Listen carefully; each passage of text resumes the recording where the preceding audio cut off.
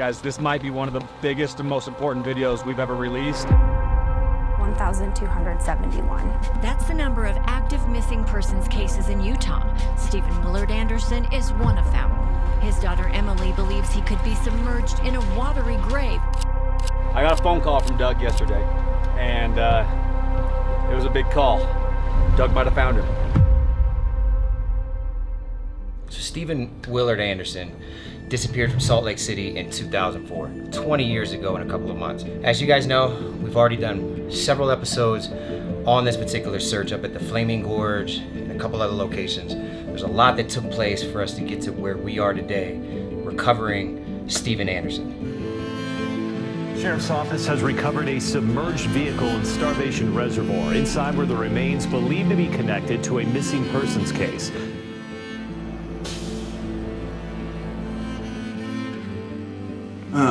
He was my idol. He pushed me to be better in every possible way. Later, he moved back to Utah and came back to be close to me again. And no matter the ups and downs, he was always attentive and there and wanted to be involved.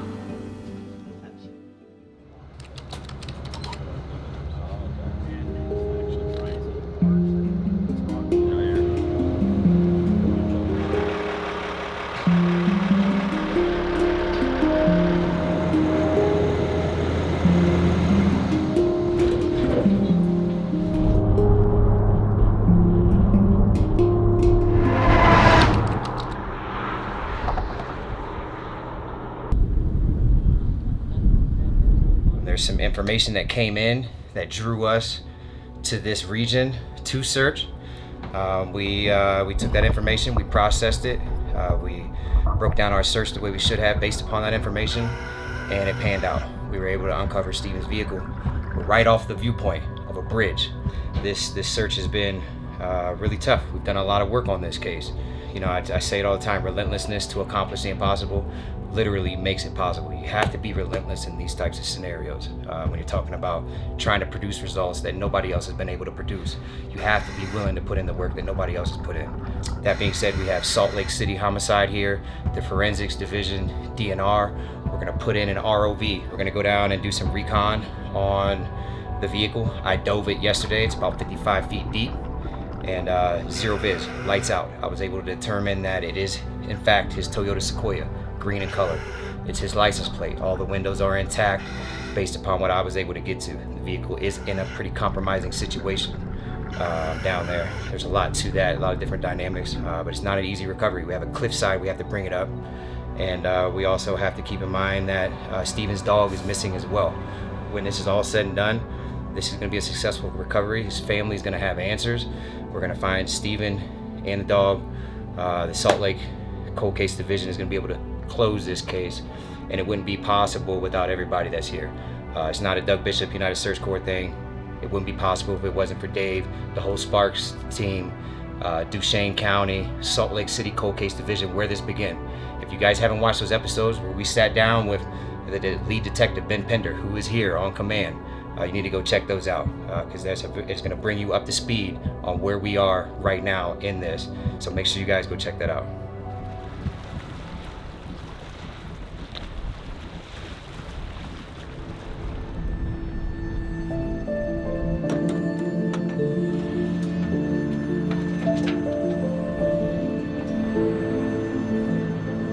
So today, we're gonna pull that vehicle out of the water, and there's a really good chance that we bring closure to this family after 20 years of their dad, their husband, their son, their brother being missing. Days like this are very bittersweet for everybody, you know? There's a reverence about this that we have to have because obviously this is, you know, somebody's loved one who is gone, and they don't know where he is, but Doug might have found him.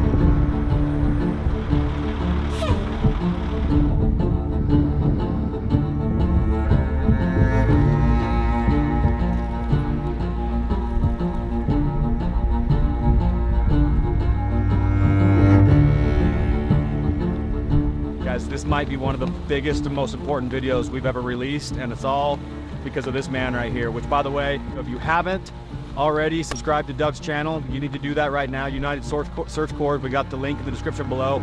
Also, I'm gonna ask all of you right now, if you could stop what you're doing and shoot this man a donation. He does this all by himself. He's not out there, you know, knocking on doors, raising all kinds of money. He just quietly works away in the background and does what needs to be done. You know, him and his wife and his family have dedicated pretty much their whole lives to this. So we're gonna link Doug's website below. If you guys can go over there, even $1, $2, whatever you got, makes a huge difference, because that money will go directly to moments like this of bringing closure to loved ones and families, and literally bringing people back from the dead. I mean, this is not a small, unimportant issue. This is one of the most important things that you could ever possibly witness, and we're just grateful to be a part of it and ready to get some work done. So here we go.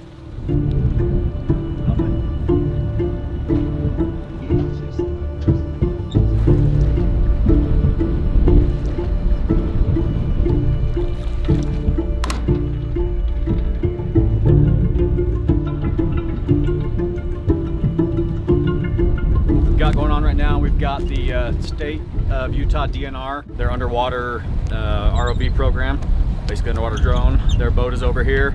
Good buddy of mine, Jason Curry, shout out to Jason, the state of Utah, hit me up this morning, said, hey, I'm gonna have a lot of my team out there today working with you guys. We're meeting up with their boat right now. Hard part about today is we're dealing with just some nasty wind that's gonna be moving these boats all over the place. So unless we get a good anchor system figured out, I'm gonna be sitting here fighting this current and wind all day long.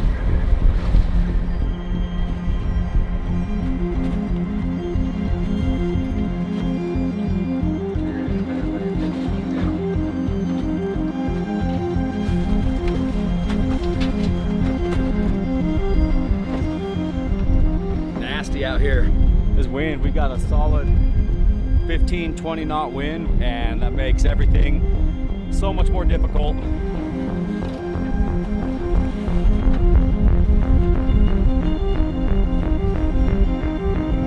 We know right now that due to what the ROV saw, this lights out.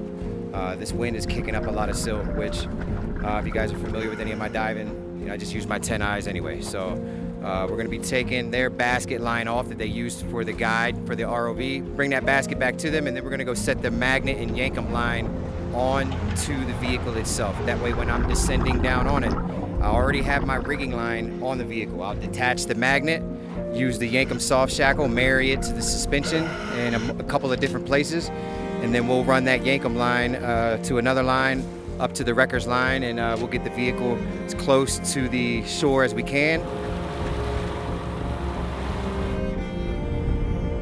Straight down.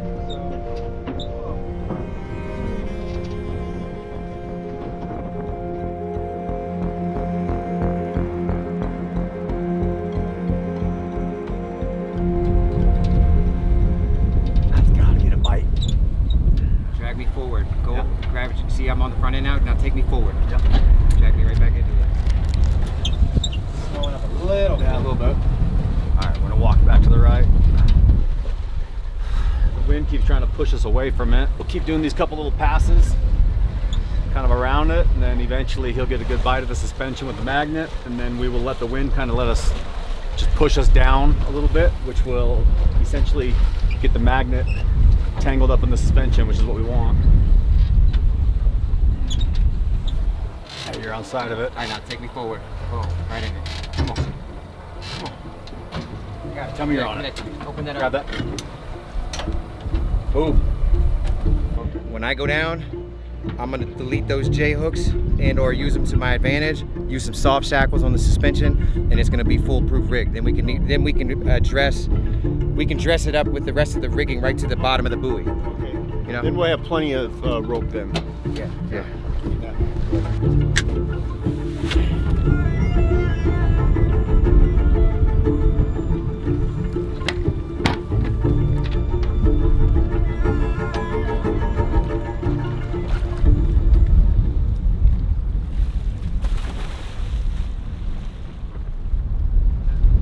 Doug is officially in the water, so now he's got our yankum soft shackles, and he's going to follow that line down to the car and find some solid hook points, both to the suspension and through the wheels.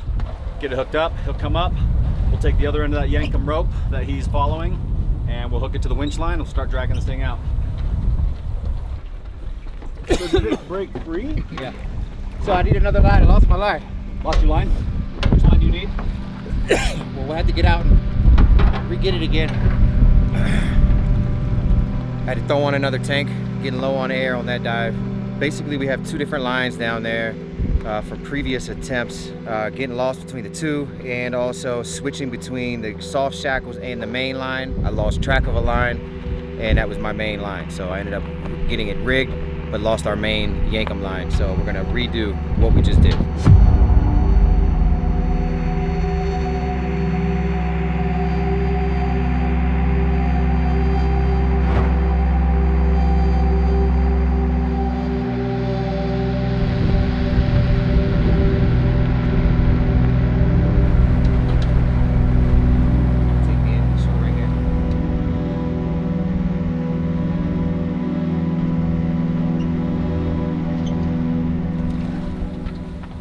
I think we're on it. How's your arms? Not good. Plenty of arm pump now.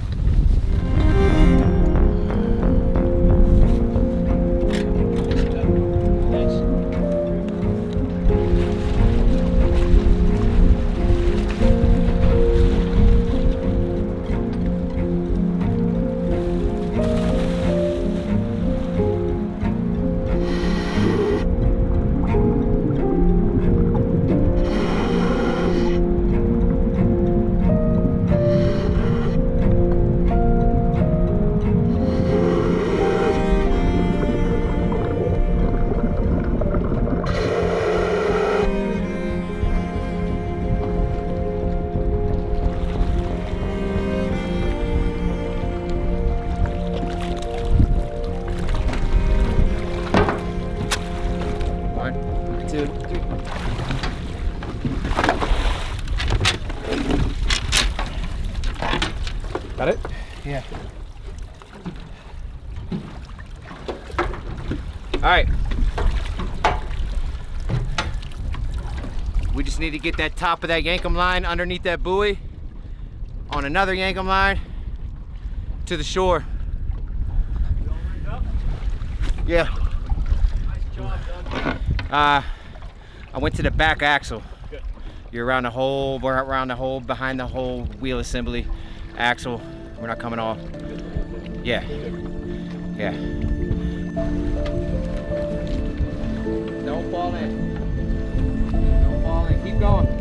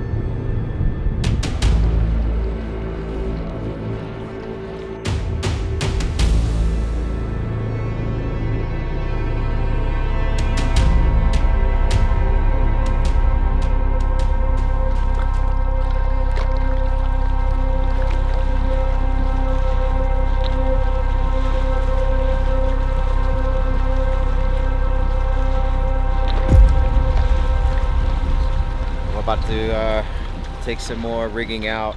We're going to secure the other side of the rear end of the vehicle because it's exposed now, so we want to take every opportunity we can to get an advantage. Same thing once the front end starts to expose itself, we'll put additional rigging underneath the front end of the vehicle. That way we're working with some very secure rigging.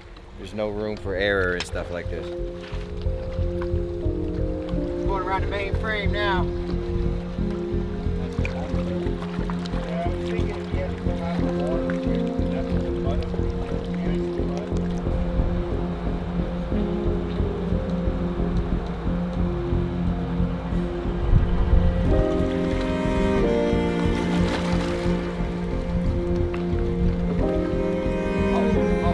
hold.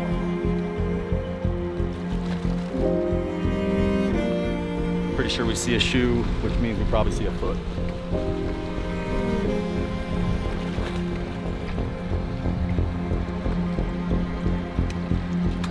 We got some beads and stuff in the box. Is there a bone in there? Yes, it's all the foot bones. We got a foot and we got some flesh. We're starting to get body parts.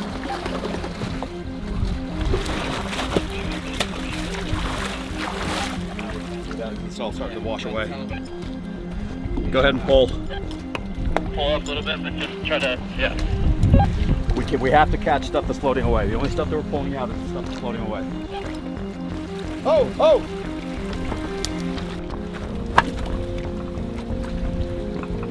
It's actually right here. Skull's right here. Got a skull? Yep, that skull. Got an arm bone. Where's it at? This side, this window. We're good, he's right here. Skull's right here. We got a skull.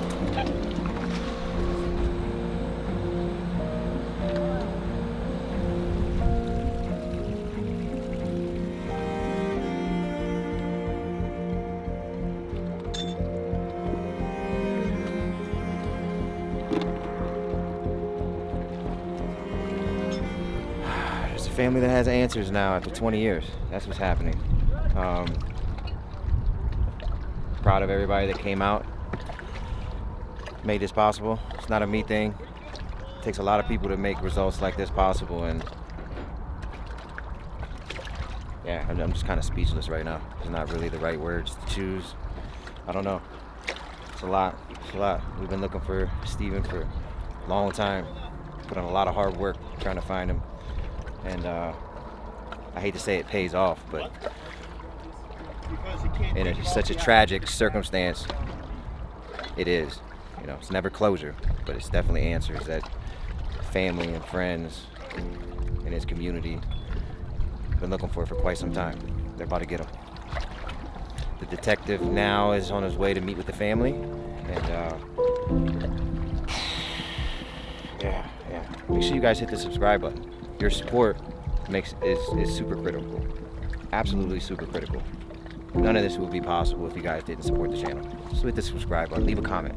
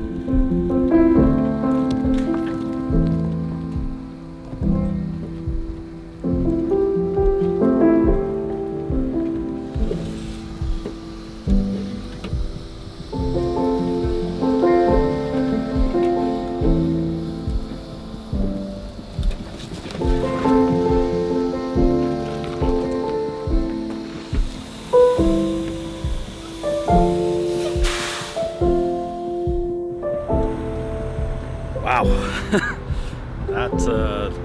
that was wild. Found him. It's pretty crazy, guys. It's kind of a surreal moment. You know, you do these searches. We've done a lot of these, and a lot of times we come up empty-handed, and it gets frustrating after a while. I mean, it's still always kind of rewarding, but to actually find somebody and be able to bring closure to the family, I mean, pulling body parts out of a vehicle is you would think that it's just the most terrible thing in the world, but honestly, it's kind of peaceful. Like, he's not stuck anymore. He's not lost anymore. We know where he's at, and his family's gonna know where he's at, and they're about to find out here in a few minutes exactly what happened to him. So, pretty proud of Doug for sticking with it and, you know, searching even when there was no sign of, you know, no light at the end of the tunnel. Paid off. And now we have him here, and we're gonna reunite him with his family so he can have a proper burial. Pretty wild stuff.